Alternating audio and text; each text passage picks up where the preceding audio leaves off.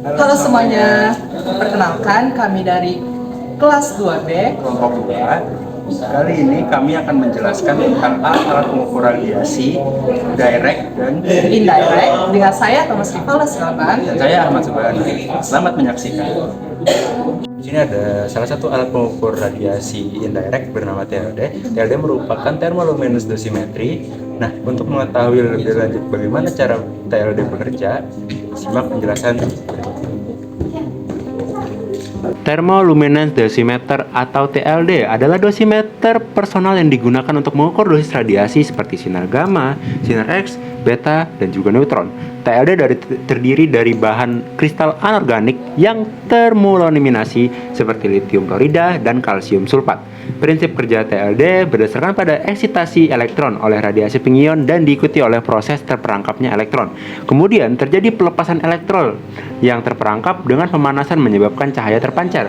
Pengukuran pada kuantitas keluaran cahaya ini dilakukan menggunakan tabung penggada cahaya atau PMT tube dan keluarnya digambarkan sebagai kurva temperatur yang disebut kurva pancar. Hal ini dilakukan oleh TLD reader. Kuantitas pancaran cahaya pada kurva pancar sesuai dengan dosis radiasi yang diterima oleh TLD. Oke, selanjutnya di sini ada filling batch dosimeter, yang dimana filling batch dosimeter ini merupakan alat ukur radiasi indirect. Dan biasanya filling batch dosimeter ini biasanya diletakkan di dalam kantong. Oke, dan selanjutnya kita akan mencari tahu bagaimana sih prinsip kerja dari filling batch dosimeter ini. Film batch dosimeter. Alat ini terdiri dari sebuah paket yang berisi dua lempeng untuk sinar X, gamma, dan neutron. Film ini dibungkus dalam kertas kedap sinar dan ditempatkan dalam wadah plastik atau logam. Proses film batch dosimeter ini mirip dengan radiografi medis, yang dimana film menghitam sebagai respon terhadap radiasi. Kehitaman film diukur menggunakan densitometer fotolistrik yang menghasilkan pembaca dalam logaritma intensitas cahaya yang dipancarkan melalui film.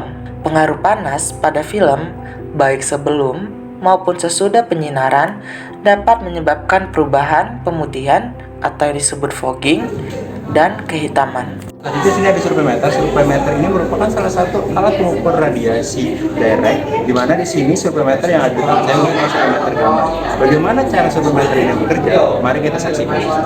Nah, cara menggunakan surveimeter yaitu dengan menekan tombol off on cukup lama sampai layar pada surveimeter aktif dan menunjukkan tulisan weight.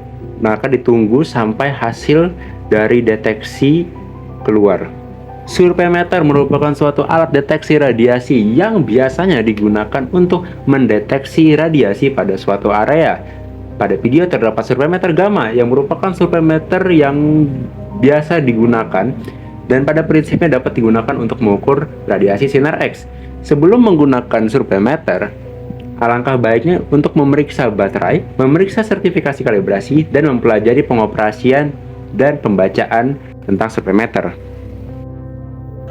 Selanjutnya, di sini saya akan menjelaskan pendosmeter, yang dimana pendosmeter ini merupakan alat ukur radiasi secara langsung atau direct.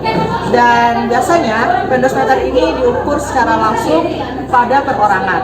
Dan penggunaan pendosmeter ini diletakkan di dalam apron, dan layarnya ada di dalam dekat tubuh. Selanjutnya, kita akan mencari tahu bagaimana cara kerja pendosmeter ini. Tata cara menggunakan pendosimeter adalah sebagai berikut. Yang pertama, periksa sumber radiasi yang akan dilakukan pengukuran paparan radiasi.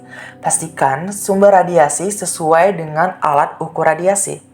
Kedua, periksa baterai alat ukur radiasi, stiker tanda kalibrasi, manual book dari alat ukur. Ketiga, pasang pendosimeter pada pakaian atau tempat yang sesuai untuk memantau paparan radiasi. Keempat, aktifkan pendosimeter sesuai dengan petunjuk penggunaan yang tertera pada manual book. Kelima, biarkan pendosimeter melakukan pengukuran dosis radiasi selama periode yang ditentukan.